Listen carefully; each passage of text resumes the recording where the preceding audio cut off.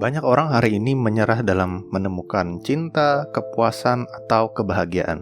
Namun banyak juga orang yang masih terus-menerus menonton film romantis yang menampilkan cinta yang penuh dengan kebahagiaan sejati. Jadi, di dalam hati sebagian besar orang mungkin masih merindukan hal-hal seperti itu. Kalau kamu merasa hidupmu sepertinya selalu ada yang hilang, mungkin buku ini cocok untuk kamu. Kesalahan pertama adalah manusia seringkali meremehkan kebahagiaan. Meskipun kita ingin bahagia, kita cenderung mengabaikan kebahagiaan sebagai tujuan dan malah tidak memberikan prioritas kepada kebahagiaan itu. Penulis buku ini bersama dengan rekan-rekannya melakukan studi untuk mencari tahu hal-hal apa saja yang orang hubungkan dengan kebahagiaan. Para peserta diminta untuk membuat 3 keinginan dan menuliskan hal-hal yang mereka percayai akan membawa kebahagiaan. Para peneliti menemukan bahwa pada umumnya orang menginginkan hal-hal seperti uang, ketenaran, dan kesuksesan. Tetapi mereka cenderung mengabaikan kebahagiaan itu sendiri karena tampaknya arti kebahagiaan itu terlalu abstrak. Untuk itu sekarang kita perlu mendefinisikannya.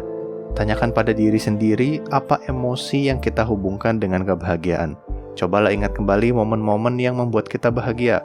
Apa yang sedang kita lakukan, di mana kita berada, dengan siapa kita bersama, dan apa yang menyebabkan perasaan positif itu. Mungkin ketika kita sedang bersantai sendirian di kamar, tanpa ada beban kerjaan, asik menonton acara favorit sambil ditemani snack favorit kita juga, atau ketika kita sedang berjalan-jalan bersama dengan orang yang kita cintai.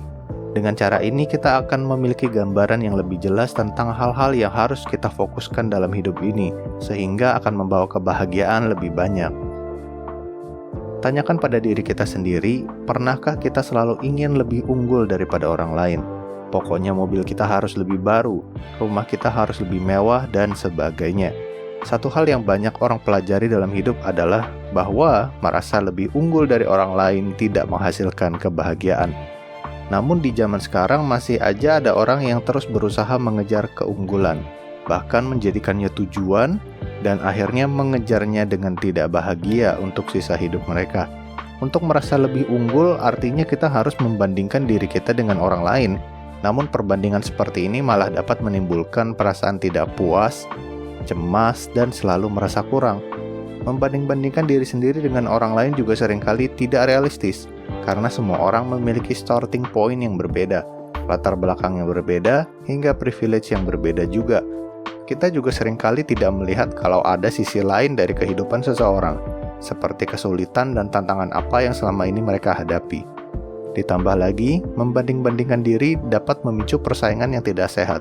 Saat kita terlalu fokus meraih keunggulan dari orang lain, kita malah akan melupakan nilai-nilai penting seperti kerjasama, kebersamaan, dan empati. Persaingan yang tidak sehat ini malah akan mengakibatkan perasaan kesepian dan terisolasi. Makanya penelitian menunjukkan bahwa semakin kita membandingkan diri kita dengan orang lain, maka kita akan semakin tidak bahagia. Jalan yang lebih baik menuju kebahagiaan adalah mengejar kebahagiaan dengan cara kita sendiri. Ada sebuah studi yang dimulai oleh seorang psikolog bernama Mary Ainsworth pada tahun 1970-an. Bayi yang kurang mendapatkan kasih sayang dari orang tua akan menjadi insecure dan kurang memiliki kepercayaan diri ketika dewasa. Sedangkan para peneliti lain menemukan bahwa manusia yang bahagia adalah mereka yang memiliki hubungan antar sesama paling kuat. Ketika kita melakukan tindakan baik kepada sesama kita, seperti memberikan hadiah atau menolong orang lain, hal ini akan meningkatkan perasaan positif dan kepuasan dalam diri kita sendiri. Selain itu, ketika kita membantu orang lain, kita juga sedang membuka pintu untuk membangun hubungan yang lebih kuat. Hal ini karena ketika kita menunjukkan kepedulian dan perhatian terhadap orang tersebut, maka mereka akan merasa dihargai dan terhubung dengan kita secara lebih mendalam. Itulah sebabnya ketika kita membantu orang lain dan membuat mereka merasa bahagia, kita juga akan bahagia. Ini didukung oleh studi pada tahun 2012, yaitu ketika para peneliti memberikan cemilan kepada 20 balita. Para peneliti ini meminta para balita untuk membagikan cemilan mereka dengan boneka-bonekanya. Akhirnya mereka menemukan bahwa kebahagiaan meningkat ketika balita menerima cemilan, namun akan lebih meningkat lagi setelah mereka membagikan cemilannya kepada boneka. Pernah nggak kita ketemu dengan orang yang selalu ingin mengendalikan sesuatu? ketika dalam situasi tertentu nih, keadaan itu harus sesuai dengan keinginan dan kemauan dirinya. Pertanyaannya adalah, apakah kita bisa mengendalikan segalanya? Atau apakah semua keadaan akan berjalan sesuai yang kita mau? Ada lagi kasus di mana seorang wanita yang mati-matian mencoba mengendalikan pasangannya sendiri. Main sama teman gak boleh, pulang malam gak boleh, main game dilarang, dan sebagainya. Lalu apakah keadaan akan berjalan sesuai dengan keinginan wanita itu?